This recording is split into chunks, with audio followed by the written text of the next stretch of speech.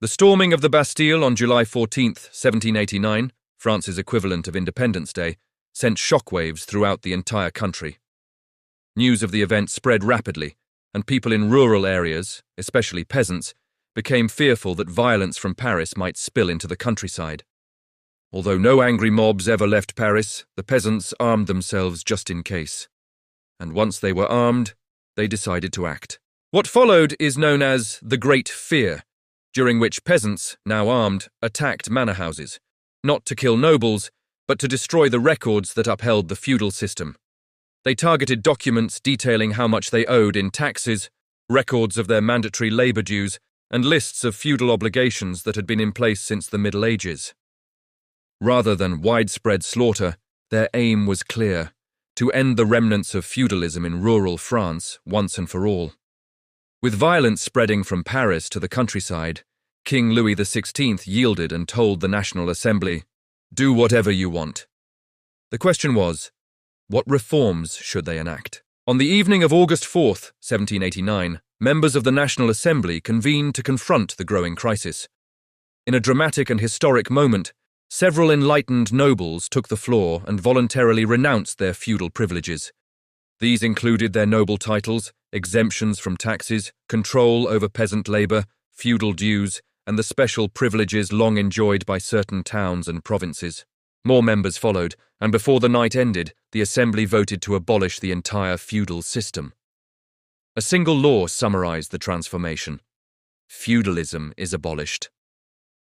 This moment marked the legal destruction of the social order that had existed for centuries.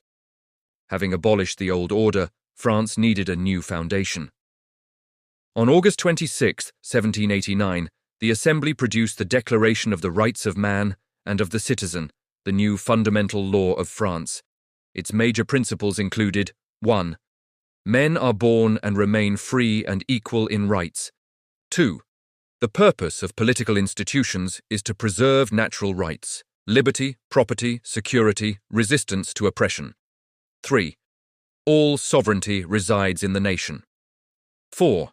Liberty consists in doing anything that does not harm others. 5. Law is the expression of the general will. 6. No one should be persecuted for their opinions, including religious beliefs. These ideas came directly from Enlightenment philosophy. Americans will recognize many similarities with the Declaration of Independence and even the Bill of Rights.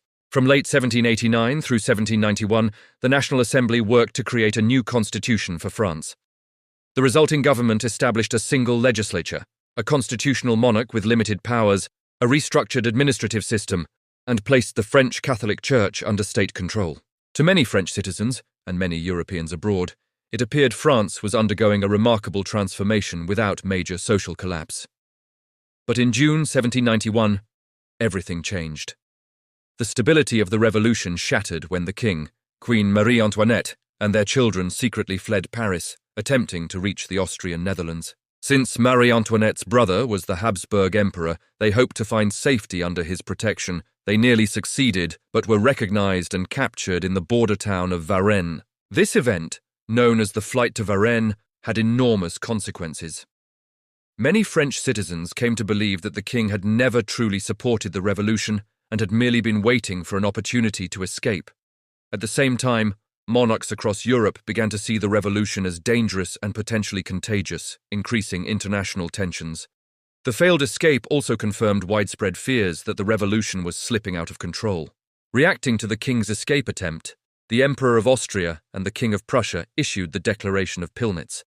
It warned France not to harm its king. The declaration was vague, no explicit threats were included, but the French interpreted it as a call to war. In October 1791, a newly elected and more radical legislative assembly convened. Many of its members believed that France should declare war on Austria and Prussia, both to defend the revolution from foreign interference and to spread its ideals across Europe. They also advocated overthrowing kings in neighboring countries, seeing war as a way to promote revolutionary change beyond France's borders. In April 1792, France declared war on Austria and Prussia. Ironically, both sides, radicals and royalists, believed they could benefit from war. The king and his supporters hoped that a military defeat would weaken or even collapse the revolution. allowing the monarchy to be restored. In contrast, the radicals believed that war would unite the French people behind the revolution and help eliminate its internal and external enemies. Thus began a conflict that would push the revolution into even more radical and violent phases.